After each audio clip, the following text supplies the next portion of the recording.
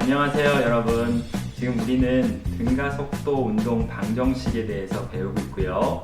마지막 시간입니다. 등가속도 운동 방정식 네 번째 시간으로서 우리가 먼저 앞서 배웠던 두 개의 방정식에다가 하나를 더 추가할 거예요. 그러면은 완전체가 되거든요. 그걸 또 어떻게 활용하는지 배워보도록 하겠습니다.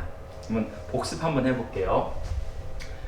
처음에 우리가 유도했던 이동거리에 대한 방정식은 두 개의 항으로 나타나 있고요. 그리고 이동거리는 여기서 상수가 있어야 되는데 얘는 상수입니다. 상수. 그러니까 처음에 출발할 때 물체의 속도를 말하고요. 그리고 우리가 이 방정식을 볼 때 과연 어디에 중점을 두고 봐야 되는지도 초점이 필요한데, 지금 보니까 t가 두 개 보일 거예요. t가 두 개. 이건 뭐냐면 마치 y는 x제곱 플러스 EX 플러스 1이라는 함수 있죠. 이 함수에서 우리가 눈여겨보는 거는 x죠. x에 대한 2차 함수라는 거를 눈여겨보는 것처럼 지금 얘도 함수 관계입니다. 어떤 함수냐고요? 바로 시간에 대한 함수입니다. 근데 시간 t의 제곱이 들어가요. 시간의 제곱, 2차 함수가 되겠습니다. 이렇게 보는 안목이 서서히 증가됐으면 좋겠어요. 그러면 따라서 첫 번째 방식은 시간에 대한 2차 함수다. 그 함수 값은 바로 이동거리를 나타낸다라는 것을 기억해 주세요. 두 번째는 속도였죠. 우리가 어떠한 속도를 알고 싶을 때 등가속도 운동에서 v0 플러스 at였고, 여기도 여기 있는 게 상수죠. 처음 출발 때 속도. 그리고 보니까 깜빡 잊은 게 아까 여기서도 등가속도 운동은 가속도가 일정한 하나의 상수 값을 갖죠. 그래서 변하는 값과 그 변하는 값에 대한 총 결과인 이동거리 값을 구할 수 있다는 것처럼 여기서도 지금 a는 상수입니다. 등가속도의 크기. 그러면 상수면 얘가 변수가 되겠네요. 그래서 얘는 무슨 함수냐? 시간의 함수인데, 시간은 시간인데 시간의 제곱이 아니라 1차 함수가 되겠죠.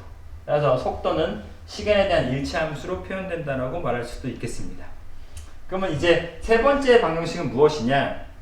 여러분들 이 두 수식에서 지금 노란색이랑 빨간색 써가지고 정신이 없지만 한번 이 두 가지를 수학에서 속어법으로 합친다라고 생각해 봅시다. 합치는데 어떻게 합치냐면 한번 볼게요. 얘를 12라고 합시다. 얘를 12라고 볼게요. 그러면 12를 t에 대해서 정리해 볼 거예요. t에 대해서. 그럼 t만 남겨두고 정리하게 되면 v-v0의 a가 되겠죠. 선생님 이거 왜 갑자기 이렇게 하신 겁니까? 라고 한다면 뭐냐면, 전략과 작전은 뭐냐면 두 식을 합칠 건데 t를 없앨 거예요. 그럼 t를 없앤 나머지를 우리가 추려서 합칠 건데, 따라서 t에 대해 정리해서 이 t를 여기다 넣어줄 거예요. 넣어주게 되면 계산이 나오는데, 그 계산을 했냐 안 했냐, 너 세 번째 등가속도 방식 이거 너 유도해봤어? 너 증명해봤어? 가 중요한 게 아니라, 그거는 각자의 몫으로 남길 테니까 초반에 방법만 알려줄게요. 이 12를 새롭게 바뀐 12-1로 볼게요. 그럼 12-1을 다시 11에 넣어서 t에다가 대입해서 정리하면 이와 같은 결론이 나옵니다.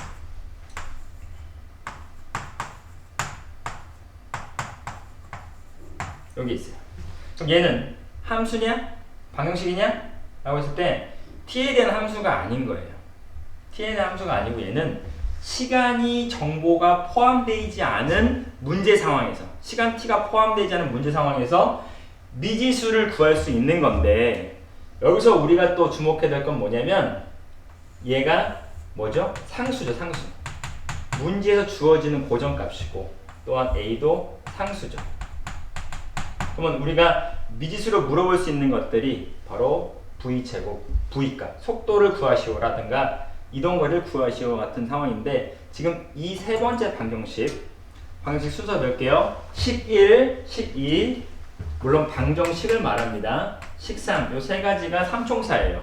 등가속도방의 삼총사인데 얘를 어떻게 활용하는지 잠시 후에 만나보도록 하겠습니다. 3번에 대한 예시를 연습 문제로 한번 풀어보겠습니다. 연습 문제 상황을 가볼게요. 뭐냐면 여기에 비행기입니다. 비행기가 불시착을 할 수밖에 없는 위급 상황이 벌어졌어요. 메이데이 가지고 급히 착륙을 해야 되는데 활주로가 아닌 땅에서 착륙을 해야 되는데 관제탑에다가 지금 내가 급히 착륙을 해야 되니까 착륙 가능한 지점을 알려달라. 왜냐면 착륙 가능한 지점이 산이 있으면 안 되거든요. 그래서 유일하게 찾은 곳이 이 땅이라고 합시다. 착륙을 했는데 첫 번째 착륙을 했을 때 바퀴가 땅에 닿자마자의 그 속도가 100이에요. 초속 100. 즉 1초에 100m를 가는 매우 빠른 빠르기고, 그리고 비행기가 가면서 점점점 느려질 것인데, 왜냐면 브레이크가 밟히니까, 그쵸? 쫙 느려지겠죠. 그때 가속도가 4예요, 4. 근데 조심해야 될 건 뭐냐면 진행하는 방향의 반대로 지금 브레이크가 걸려서 느려져야 되기 때문에 이때는 마이너스를 넣어줍니다.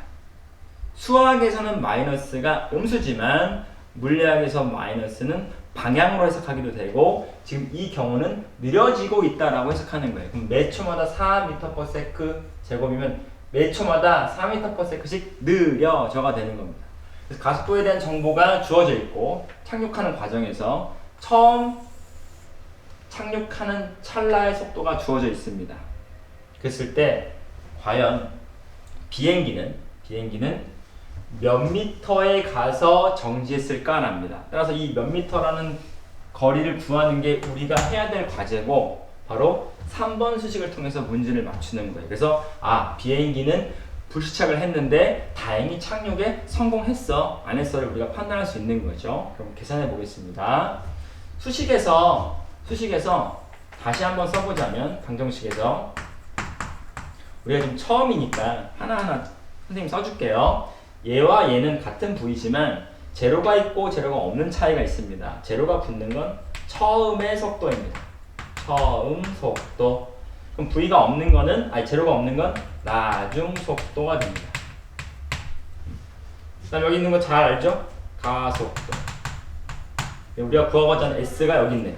미지수 S. 몇 미터를 갔느냐. 여기가 원점이었을 때 몇 미터를 이동했냐라는 거를 구해야 된다는 거죠. 그러면 간단합니다. 방정식에 숫자를 대입하면 돼요. 그럼 넣어볼게요.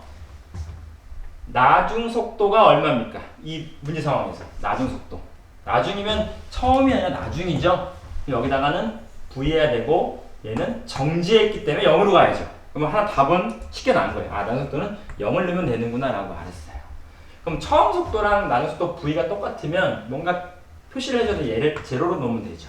처음 속도는 100이었구나. 그래서 마이너스 100. 100의 제곱이네. 100의 제곱. 그러면 100의 제곱이니까 만이 돼. 1만. 그 다음에 그 다음에 가속도 2 곱해주고, 가속도의 크기는 느려지는 가속도 마이너스 4 있는 그대로 넣습니다. 그리고 우리가 구하고자 하는 미지수 S를 넣어주면 답이 나오죠. 그러면 마이너스니까 사라져 플러스 되고, 8이고 만이니까 계산이 가능하죠. 그래서 나머지 S는 계산기를 두들겨야 되겠지만 여러분이 나보다 훨씬 더 계산 잘하니까 8이고 만, 이렇게 답을 하면 됩니다. 물론 계산 시간을 줄이기 위해서 여기까지만 하겠습니다. 그래서 충분히 착륙에 성공하더라, 그 땅에 착륙이 가능하다 아니다를 판단할 수도 있는 거죠. 이렇게 문제를 푸는 이 3번 상황은, 3번 방정식은 시간 t가 포함되지 않은 상태에서 가장 활용하기 좋은 방정식입니다.